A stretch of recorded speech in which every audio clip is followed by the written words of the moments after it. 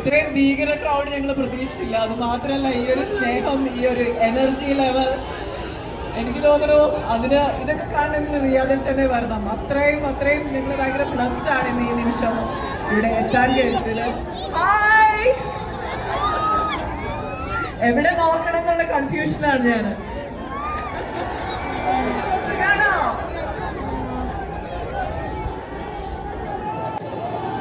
നമ്മുടെ മൂവിയുടെ പ്രമോഷന്റെ ഭാഗമായിട്ടാണ് ഇവിടെ എത്തിയിരിക്കുന്നത്.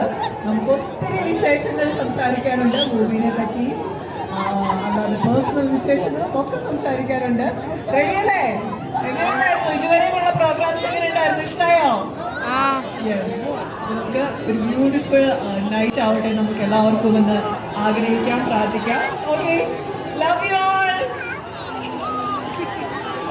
Thank you so much, honey. Now I welcome you to the stage with the beautiful dance performance from our very own porn star. ഒരു സ്നേഹമാണ് എല്ലാവർക്കും ഹൃദയത്തിന്റെ ഭാഷയിൽ നന്ദി പറയുന്നത്. ഞങ്ങളെ ക്ഷണം സ്വീകരിച്ച് ഇവിടെ വരാൻ കാണിച്ച ഒരു മനസ്സിന് ഒത്തിരി സന്തോഷം. ഇന്ന് ഞങ്ങൾ റേച്ചൽ മൂവിയുടെ പ്രൊമോഷന്റെ ഭാഗമായിട്ടാണ് റിയാദിൽ എത്തിയിരിക്കുന്നത്. മൂവി 12-ാം തീയതി റിലീസ് ചെയ്യാണ്. ഭയങ്കര ബ്യൂട്ടിഫുൾ ആയിട്ട് വന്നിട്ടുണ്ട് മൂവി. റേച്ചൽ ഡയറക്റ്റ് ചെയ്തിരിക്കുന്നത് ആനന്ദിനി ബാലയാണ്. പ്രൊഡ്യൂസ് ചെയ്തിരിക്കുന്നത് ബാധിക്കയാണ്, മഞ്ജു ബാധിക്കയാണ് ഇപ്പോൾ മൂവി ആളുകളിലേക്ക് എത്തിക്കുന്നത്. ആൻഡ് മൂവി പ്രസന്റ് ചെയ്തിരിക്കുന്നത് എവറേറ്റ് ഷൈൻ സാറാണ്. നമ്മുടെ ക്രൂ മെമ്പേഴ്സ് എല്ലാവരും പ്ലേസിൽ ചേർന്നിട്ടുണ്ട്. എന്താ പറയുക, ഭയങ്കര സന്തോഷം. മൂവിയുടെ കാര്യത്തിൽ ഡെഫിനറ്റ്ലി നമ്മൾ അത്രയും എക്സൈറ്റഡ് ആണ്. അതേപോലെ തന്നെ ഇവിടെ കിട്ടുന്ന ഈ ഒരു വാം വെൽക്കം. സീരിയസ്ലി നിങ്ങളെല്ലാവരും പടം വരുമ്പോൾ കാണൂലേ? ബ്യൂട്ടിഫുൾ ആയിട്ട് എടുത്തേക്കുന്ന പാലക്കാട്, കൊല്ലംകോട് അങ്ങനെയുള്ള പ്രദേശങ്ങളിൽ ഷൂട്ട് ചെയ്തേക്കുന്ന ഒരു സിനിമയാണ്. ആൻഡ് അതേപോലെ തന്നെ ഫൈറ്റ് സീക്വൻസ് ഉണ്ട്, ഒരു ആക്ഷൻ റിവെഞ്ച്, എന്താ പറയുക, ഒരു ത്രില്ലർ ടൈപ്പ് ഓഫ് മൂവി എന്നൊക്കെ നമുക്ക് വിളിക്കാൻ കഴിയുന്ന ഒരു സിനിമയായിരിക്കും.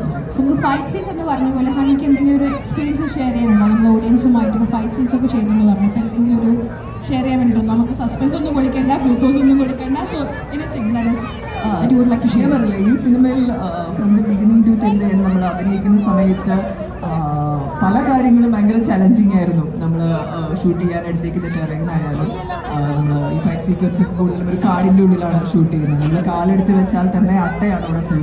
അപ്പം അതിന് വേണ്ടിയുള്ള പ്രിക്കോഷൻസ് എടുക്കുക, നമ്മൾ കൈയും കാലും എല്ലാം ഉൾപ്പെട്ട് വെച്ചിട്ട് നമ്മൾ പറയാറുണ്ട് ഞങ്ങൾ ഉപ്പിലിട്ട് വെച്ചേക്കാണ്. അപ്പം അങ്ങനെയൊക്കെ കുറേ കഷ്ടപ്പെട്ടിട്ടാണ് നമ്മൾ ഫൈറ്റ് സീക്വൻസ് ചെയ്യുന്നത്. ആൻഡ് അത് മാത്രമല്ല, ഈ പറയുന്നത് പോലെ ഈ സിനിമയിലൊക്കെ ആക്ഷൻ കാണുമ്പോൾ നല്ല രസമാണ്. മാറി നിന്ന് അല്ലെ നായകന്മാർ ഇടിക്കുമ്പോൾ മാറി നിന്ന് അയ്യോ ഇടിക്കില്ല ഒന്നും ചെയ്യില്ല എന്നൊക്കെ പറയുന്നത് എനിക്കും കിട്ടിയിട്ടുള്ളൂ. ഇതുവരെയും അങ്ങനെയുള്ള റോൾസ് ആയിരുന്നു കിട്ടിയിരുന്നത്. അത് ഫസ്റ്റ് ടൈമാണ് സ്വന്തമായിട്ട് എന്താ പറയുക ഇടിക്കാനുള്ള ഒരു അവസരം ഒരു സിനിമയിൽ കിട്ടുന്നത്. അപ്പോൾ അത് ഇത്രയും ബുദ്ധിമുട്ടാണെന്നുള്ള ഈ സിനിമ ചെയ്ത് കഴിയുമ്പോൾ പക്ഷെ വിഷ്വലി അത് ഭയങ്കര രസമായി വന്നിട്ടുണ്ട്. അതിനൊരു റിസൾട്ട് കാണുമ്പോൾ നമ്മൾ ഭയങ്കര ഹാപ്പിയാണ്.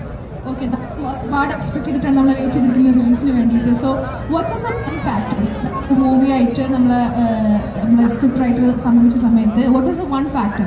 ഞാൻ റേച്ചൽ ഓക്കെ ഞാൻ ഇപ്പം തന്നെ ചെയ്യാമെന്ന് പറഞ്ഞ ഒരു ഫാക്ടർ ഉണ്ടായിരുന്നു.